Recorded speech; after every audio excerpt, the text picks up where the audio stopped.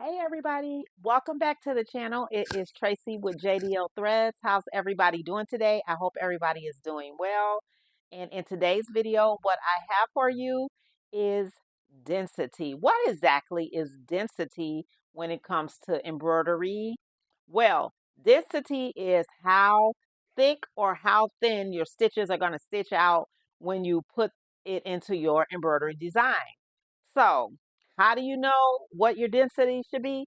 Well, that's a good question because no one really knows what that number should be until you really just start stitching out a lot of designs. So, I have put together for you a density test. Voila, a density test so that we can kind of tell what is the difference when your density number is a really low number versus a really high number in our complex fill or fill stitches, tatami stitches, or our satin stitches. So here we go. Come on with me and let's check it out. And if you're liking my video, please like, share, and subscribe for me, as that does help my channel get further pushed out there to a more wider audience. So, density test. What is it? How thick or thin your stitches are going to stitch out in your design. And what do I have here?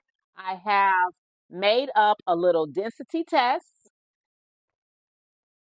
using a Creative Fabrica font that I downloaded onto my embroidery software, which is Chroma Lux, that came with my Ricoma MT1501 embroidery machine over there.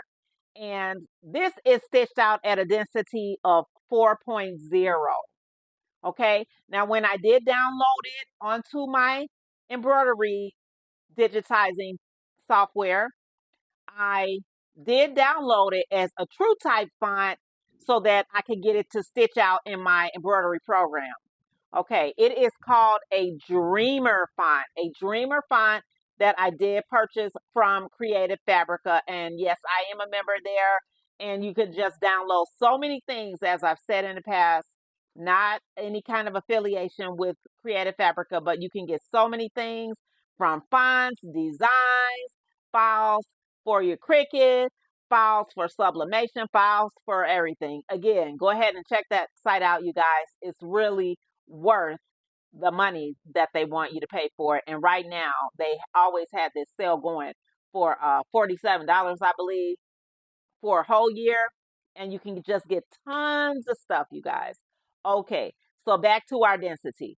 What I'm going to do now is I'm going to just go ahead and lay this down on the table because I don't really think that you can really get a really good idea as to what the density is when it's stitched out at a number 1 versus stitched out on a number 5 on both of our different type stitches. So let me go ahead and lay that down flat for you so you can see that a little bit better. And I'll be right back. Okay. And as you can see, here is our density test stitch out, you guys. What I've used is a Dreamer font that I did download from Creative Fabrica. It was a font that is stitched out in a density of 4.0. Let me get a little bit closer so you can see that density on that 4.0. So that did stitch out pretty nice for that satin stitch font, Dreamer font, that once I did download it into my Chroma Lux software as a true type font, I was able to go ahead and get that stitched out as an embroidery design. Okay, so moving on, what we have, we're going to start over here with our tatami stitches or our big area fill stitches. And what you can see, if I'm going to get a little closer here, is when you stitch out on a number 1, do you see how thick that is? That is really very thick and very dense. It's going to be stitches sitting on top of each other. So we probably would never want to use a density of number 1 when we go to stitch out those designs. Density number 2, you see it's still a little bit thick, but it's thinning out a little bit. Probably would be another density that we would not want to use in our embroidery designs. It's just still a little bit way too thick. Density number 3, it is stitching out a little bit more thinner compared to density number 1. It is stitching out a lot thinner, you guys, compared to density number 1. Density number 4, still a little bit more thinner. Still a lot thinner there, as you can see. Let me go ahead and just move my light so you guys can get a better view of that compared to density number 1. Density number 4.5 is even thinner. And density number 5 on our fill stitch from 4.5, from 4.0 to 5.0, you can see that it has thinned out an awful lot, you guys. So now let's go back to number 1, where you see that it is very, very thick, down to number 5, where it has thinned out tremendously. You can see just how much is puckering out here when you use density number 1 versus density number 5, where you see barely no puckers at all. So that's why we would never want to use a density of number 1.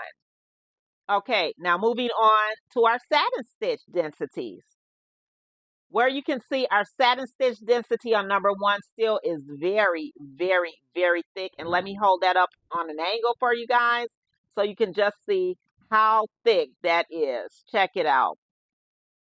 You see how that's just really, really sticking up off that paper, off of that fabric? You see how it's really just sticking up off that fabric? It is really, really super thick, you guys. Let's get a closer look here. Just stitches sitting on top of each other when you're doing that satin stitch on a number 1 density. Number 2 density is still quite thick, but is a little bit thinner than the density of number 1. Number 3 is still a little bit thick, and it is thinning out a whole lot compared to your density number 1. Now, would I ever use a density of number 2 or number 3 on a satin stitch? Yes, I do sometimes use that when I'm doing my appliques and I want that satin stitch to stitch out around my design, the border of the applique design. I want that to be very thick. So I do tend to use a satin stitch of number 2 or number 3. But if I'm using it in a regular embroidery design where I want that satin stitch to be placed out, no, I probably would not use a 2 or a 3 because it would just be way too heavy for the design. Okay, so moving on to satin stitch number 4. Now, do you see how much thinner that stitch is? Let me just come over here and block out the complex fill stitches for just a moment. Do you see how much thinner that number 4 density is compared to the number 1? It is a lot more thinner. And even the 4.5 is yet a little bit more thinner than the 4. And the 5 density is just very, very thin compared to that number 1 density. Do you guys see that difference? What a big difference. And so generally, when you're using your satin stitch in your embroidery designs, you're probably going to tend to stick to a 4.0 through a 5.0, and you probably could get away with a 5.5 depending on how small your embroidery design might be as to how thin you want those stitches to sit out, and especially if it's sitting on top of other stitches. Okay, so again, here's our density. When we use density number 1, whether we're using it in our complex fill designs or our whether you're using it in your complex fill stitch or your satin stitch, very, very thick, very dense. So you probably are never going to use that number 1, number 2. Now you probably can start using your number 3 density in your fill stitches and your satin stitches, depending on what you want your designs to look like. But generally, everything tends to be stitched out between 4, 4.5, and 5 that I have noticed, even in the designs when I use my auto digitizing and I check the stitches, it generally does tend to place it there between the 4 and the 5 point range. And some of the designs that I buy offline are also usually stitched out between a 4, 5, sometimes 5.5 stitch, stitch density. So, what does that mean for us embroiderers? Well, that means we're never going to be using a density number 1. Never going to happen because that's just going to make your design look way, way too heavy. So, I hope that in doing this tutorial, it gives you a better understanding of what density is and what it looks like. And if you like this video, please help me out again and like, share, and subscribe for me. And thanks for joining into this very short and simple video about density. And happy stitching. Test out your density stitching in your embroidery designs. Always do a test stitch design out, you guys, so that you can really check to see how those stitches look before you do your permanent embroidery design. And I just want to wish everybody happy stitching, happy stitching, happy stitching. And I'll see you guys in the next video.